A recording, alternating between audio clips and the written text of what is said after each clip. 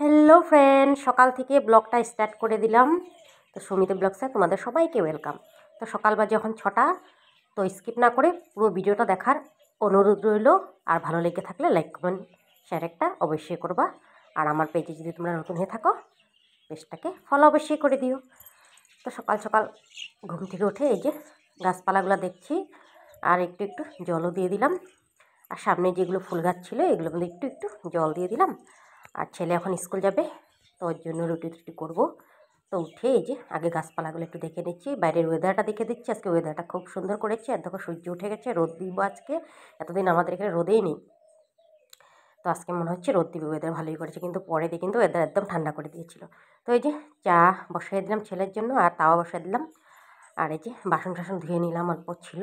আর আজ মঙ্গলবার, তো আমাদের নিরামিষ। তো সব ধোয়া পাকলা করে এই যে ছেলের জন্য রুটি বানিয়ে দিচ্ছি।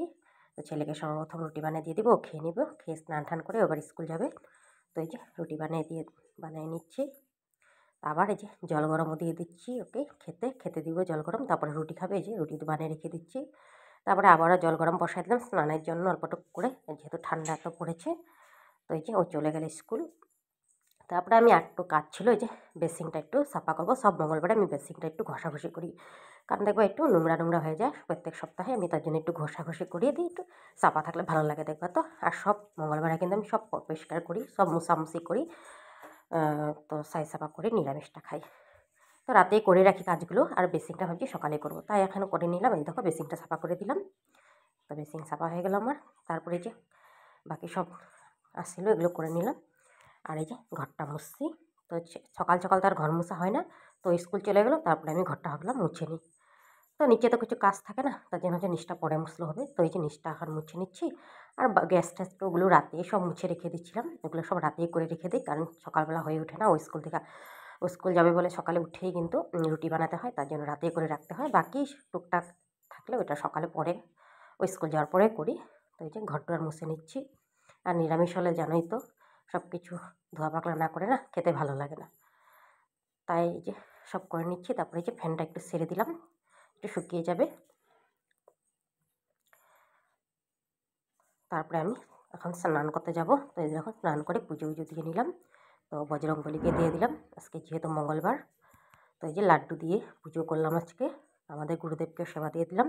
তারপরে এই যে বরের জন্য রুটি করব। এই যে রুটির জন্য ফুলকপি, কড়াইশুঁটি, আলু, টমেটো এগুলো দিয়ে তরকারি হচ্ছে, আর এদিকে রুটি বানিয়ে দিব বরকে।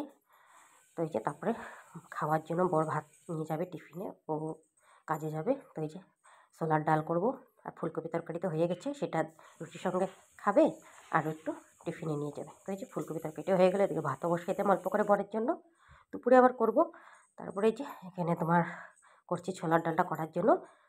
সর্বপ্রথম টমেটো, একদম মশলা ছোলার ডাল করবো, টমেটো ভেজে নিচ্ছি, আদা টমেটো মশলা দিয়ে ভালো করে একদম ছোলাটাকে ভেজে নিয়ে একদম দেখো সিটি মেরে দিব। তো এই যে তারপর তিতা করলা চাক করে বরের জন্যই ভাজবো, অল্প দুটোই ভাজিয়ে দিব। তারপরে এই যে আমার ডালটা হয়ে গেছে, এখন একটু গরম মশলা দিয়ে দিলাম, মশলা ডাল করছি কিন্তু। তারপরে এই যে ধনে পাতা একটু ছিটিয়ে দিলাম। তারপরে এই যে ডালটা হয়ে গেছে আমার, নামিয়ে নিলাম। তো এটা কিন্তু রুটির সঙ্গে খেতে ভালো লাগে, ভাতের সঙ্গে হয়ে যায়। তারপরে যে আমি চা রুটি নিয়ে বসে পড়লাম। তারপরে এই যে আমি এখন যাচ্ছি, একটু বাইরে কাজ আছে।